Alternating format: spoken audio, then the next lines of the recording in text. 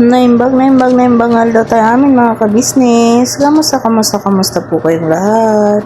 Sana po nasa mabuti kayong kalagayan mga ka-business namin minamahal. Saan man panig kayong mundo naroroon, For today's video mga ka-business ay, as you can see, ito mga ka-business, nagtatabas tayo ng tawag nito, kawayan, charot. Tayo po ay maggagayat at magbabalat ng labong mga ka-business. Sino po ang nakakakain sa inyo ng mga ganitong mga ka-business? Lalong-lalo na sa mga nakakamiss na Ilocana dyan mga ka-business. Ito po at nagre-ready po tayo ng labong. Re-ready ko lang po at si Kuya Istong po ang magluluto nito mga ka-business kasi i-vlog daw po niya. So, pagbigyan po natin para naman po merong upload ang ating Kuya Istong. So, i-ready lang po natin mga ka-business. Sara po at samahan niyo po ako. Nakakamiss din po kasi mga ka-business. Ito pong ganito, binabalatan yung aking binili kanina para lang po mapagbigyan yung pagkamiss ko kasi nung bata po tayo ay ano rin mga ka-business, lagi tayong nakuha nito sa kawayanan or yung tinatawag na bayog. Hindi ko po kasi alam yung Tagalog ng bayog mga ka-business. Ilocano term po yung bayog. Hindi ko po alam kung ano po yung Tagalog ng bayog. So, yun. Nung bata po ako ay lalong-lalo pag wala kaming ulam ay pupunta lamang kami sa kawayanan ay pag uwi namin may ulam na mga ka-business. Lalong-lalo na po pag may saluyot sana. Kanina po tumitingin ako ng saluyot mga ka-business ay wala po akong mahanap. Kaya ang gagawin po ni Kuya Istong dito na luto ay adobo na pinatuyo. So, ganyan lang po ang pagbabalat ng labong mga ka-business. Pero ingat-ingat po tayo kasi unang-una matalas po tong balat nito at makapit din mga ka-business. At saka makati po ito. Marami pong hibla-hibla na makati. Pero syempre pag sanay ka na mga ka-business ay wala na po yun para sa mga sanay. So ganyan lang po ang ating pagbabalat mga ka-business. Hihiwaan mo tapos gaganunin mo mga ka-business ng kutsilyo, itataas mo ng ganon para po mabilis na po yung pagkuha ninyo. Yan mga ka-business ay hindi ko po alam kung sinong kausap ko dyan, sila medyo po ata ang kausap ko dyan sa time na yan. Kaya kita nyo naman ang inyong lingkod ay nagdadadaldal habang may ginagawa. Pero syempre, habang nakikipag-usap po tayo ay paspas pa rin sa gawa ang inyong lingkod para naman hindi matenga yung ating mga ginagawa. So, ganyan lang po, paulit-ulit lang po na ganyan hanggang sa mabalatan po natin lahat mga ka-business. Dadalawang piraso lang po itong nakita ko. Wala na po kasi dadalawa na kaya ito na lang ang aking nabili. Hindi, may pagsamba ng kina. Ganyan lang po mga ka-business ang pagbabalat. Nakakamiss din po kasi sobra mga ka-business. Nakita ko po to, nakita rin ni ate. Gusto rin po ni ate to mga ka-business. Kaya ito ang ating ulam for today's video. Yan, ganyan lang po mga ka-business. Kita nyo po ba yung pagmumukha ni Vera? Nakapangot kasi, syempre, makapit po kasi siya mga ka-business kaya kailangan din natin ng puwersa pag nagbabalat. Yan. Pero mga ka-business nung bata ko, ang ginagamit namin ay itak talaga yung pambalat para mas mabilis. Wala po kaming itak dito wala po akong makitang itak kasi tinatago po nila kuya para hindi po nakakalat. So, para hindi na po ako maghanap, kutsilyo na lang po yung aking ginamit dito mga ka-business. So ayan, malapit na po nating mabalatan at syempre, gagayatin na po natin pagkatapos. Para magluluto na lang po si Kuya Istong. Yan mga ka-business. Pero babalatan pa po natin ganyan. Para, yan po kasing sinasabi nila yung dilaw-dilaw na ganyan mga ka-business ay, yan po yung mapait. Yan. Kaya kailangan tanggalin po na ganyan. Yan mga ka-business. So, Ganyan lang po kadali. Pero syempre, pag maramihan yung gagawin ay mahirap din. Kaya pag sa mga nagtitinda, wag naman po natin sobrang baratin kasi mas mahirap din. Ayun ha, patalastas lang po tayo muna sandali mga ka-business, ano? So ayun po, kami po ay dealer ng mga sewing machine. Iba-ibang klase mga sewing machine po, high speed, aging, piping, etc. Ano po, household, industrial. Meron po tayo niya mga ka-business. So doon sa mga inquiries po, paki-message nyo po yung Facebook page namin at paki-contact rin po kami sa aming cellphone number. Maraming salamat po mga ka-business. So yun, tuloy na panonood. Let's go, bira! First, shoutout muna. Medyo kagwang.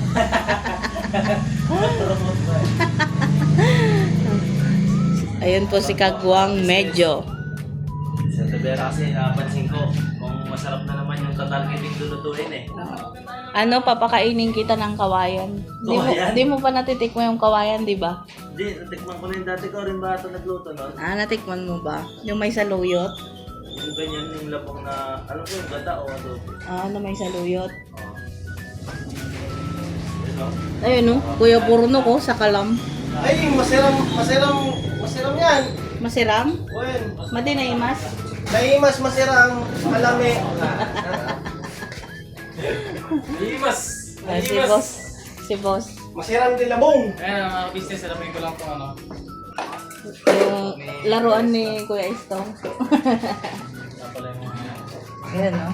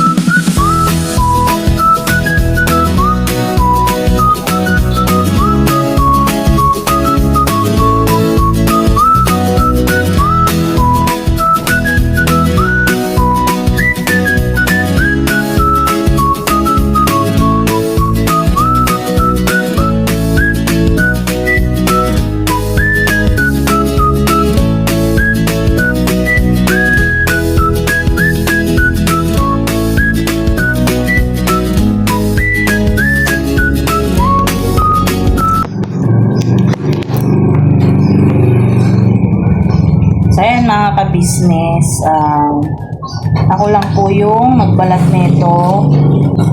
nitong labong.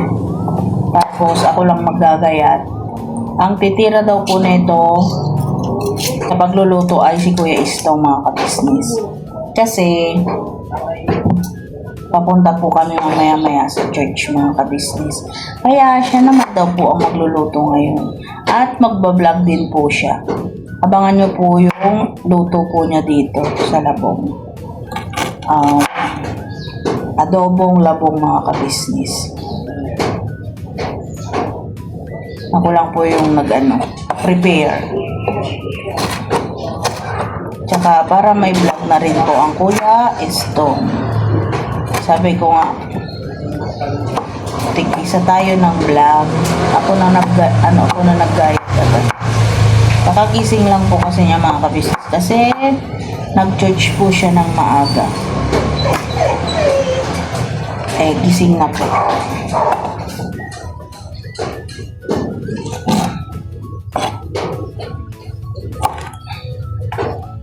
So ayun mga ka-business, andito rin po pala si Lito. Ayun po. Tony. Ano po mga business? Good morning po. Ano po, ngayon po ay walang kuryente dito sa amin mga ka-business. Kasi alam kung anong nangyari. Hindi ko alam kung may sumabog na transformer. Kasi halos lahat po kami rito ay walang kuryente. Kaya dito po ako nag-prepare nitong labong sa labas kasi madilim po sa loob. Meron man pong emergency light pero syempre kailangan nating tipirin. Baka kasi mamaya pa yung kuryente malubat agad. Kaya pwede naman po dito mag-prepare. Dito na lang po ako nag-prepare mga ka-business. Ikaw ba ano magluluto nila? Hindi, si Kuya Stony. Kasi di ba kala ko kasi mamaya pang gigising si Kuya Stone. Kaya binira ko na para magalis natin. May luto na. Gising na pala si Kuya. Kasi maaga siyang nag-church, di ba? Kaya nakatulog po siya ulit. Kami po mamaya-maya po. Church naman kami dito. Kasabay po namin si Amaru. Si Kuya Mong po kasi umalis. Hindi po namin alam kung makakasabay po namin. Kung aabot po siya. Medyo okay na ano mo? Hindi ba? Hindi, pabugso-bugso po yung yung ulan. So kami ko yung limbang ko mga business. Kaya ingat-ingat po sa mga kababayan natin. At yun pala sa Hong Kong, kasi may mga nagko-comment kagabi, di ba? Oo. Parating daw sa kanila ang bagyo ngayong 12. Ingat-ingat po kayo dyan sa Hong Kong, mga ka-business. At syempre dito sa Pilipinas, ingat-ingat pa rin po sa mga kababayan natin, lalong-lalo na sa mga natutumbok ng bagyo. Opo. Ingat po kayo dyan, mga ka-business.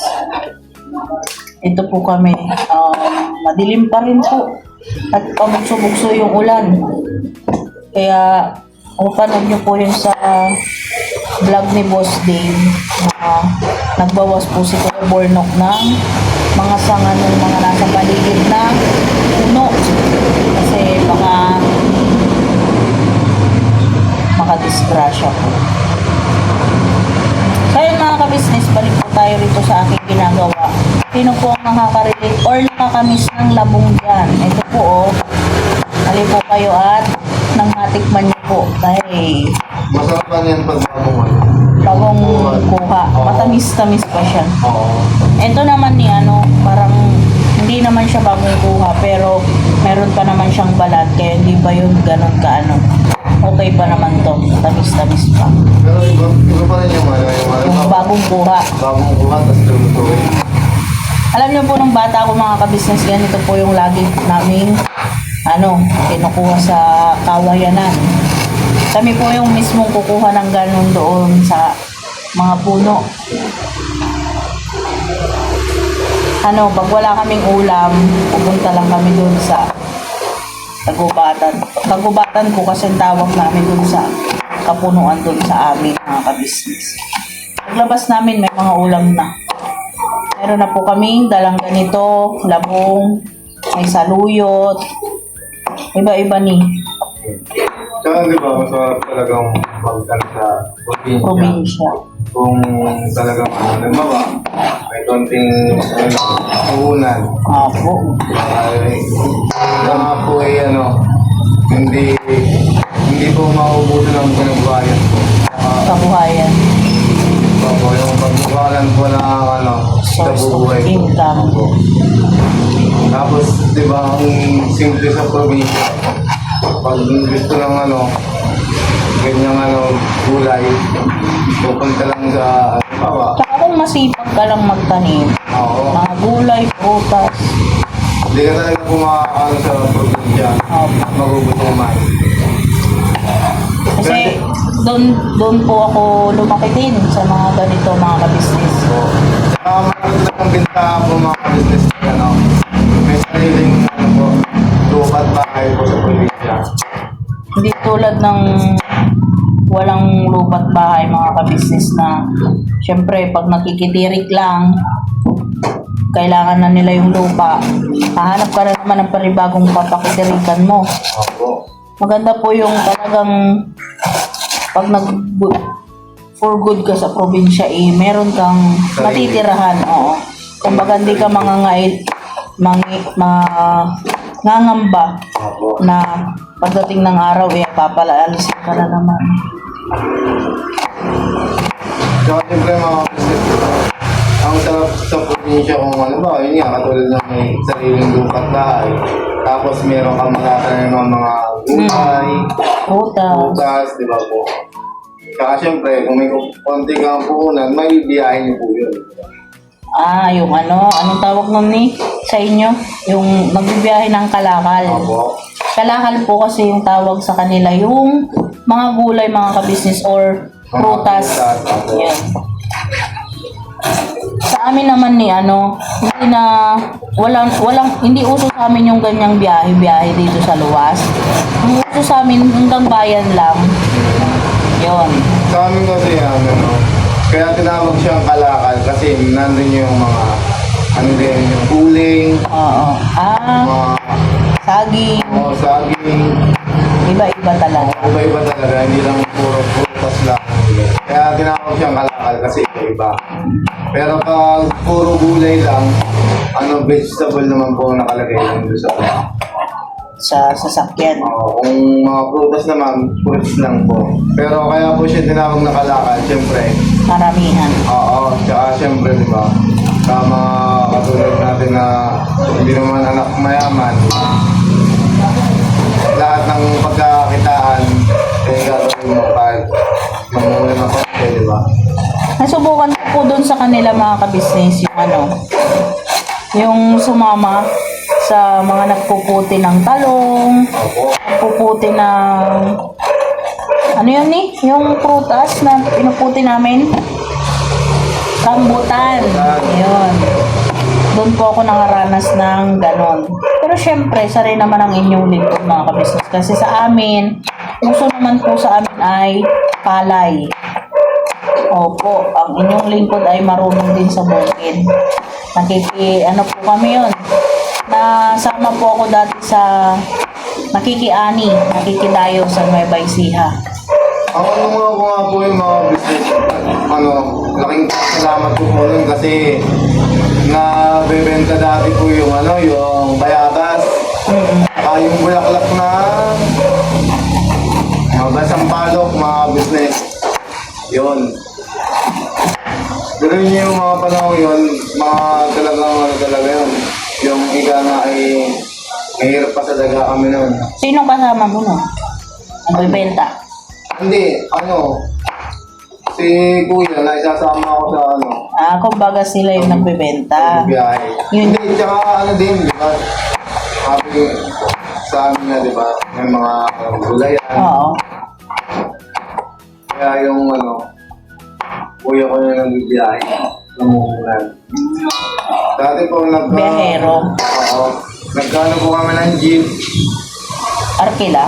Hindi, yung kapatid ko isa. Nagbili siya ng jeep para yung traffic sa amin na rin napunta. Sa kanila po kasi mga ka-business, yun yung uso. Niluluwas nila dito sa Manila, dyan sa Divisoria. Di ba Oo. Tsaka ba mga business kung sakasakali na na yun nga balak ni Kuyang magtanim, may Kuyang business na Opo. gulay tsaka magbiyahe. So, kontakin ko po yung isa kong kapatid para makontak ko kung saan dito sa Manila nagbabagsak sila ng mga mga kalakal. Pero syempre kahit wala namang contact dyan, Oo, sa syempre. Divisoria, di ba nakikita naman natin dati?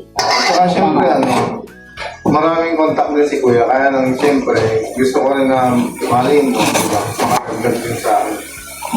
Soon, pag na-asikaso na nila, Kuya, yung lupa nila, yung lupa sa mga ka-business na sa garay. Kasi gusto nila Kuya Bay magtanim doon. Di ba lagi yung sinasabi nila Kuya Bay, nila Kuya basta lahat ng kagwang small business. Ayun nga po rin ang gusto ni Kuya na makapagtanim ng mga Gulay. gulay, prutas. Prutas po marami naman na daw prutas doon. Maraming puno ng mangga. Siyempre, ang inyong lingkod na si dito, hindi naman makatulong ng gusto ka na kuya. Di kahit sa gano'ng lang, pamamaraan, makatulong man lang, di ba? Diba po mga business, makapagdagdag ng mga kukontakan ng tao para yung produkto ng family ka business ay mabili mo.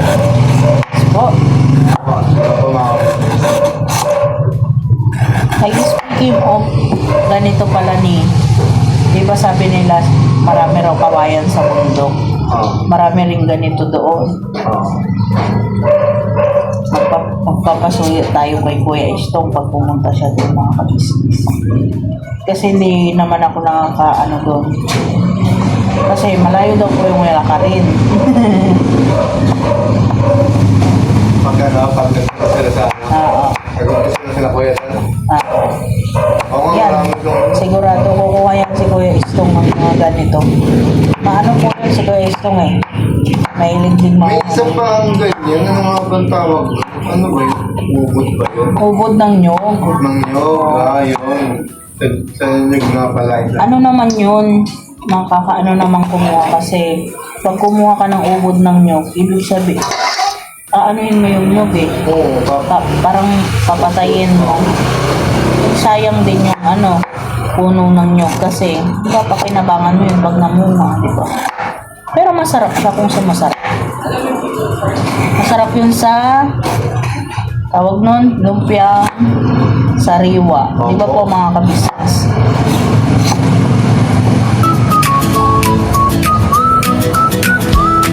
Sila po steak.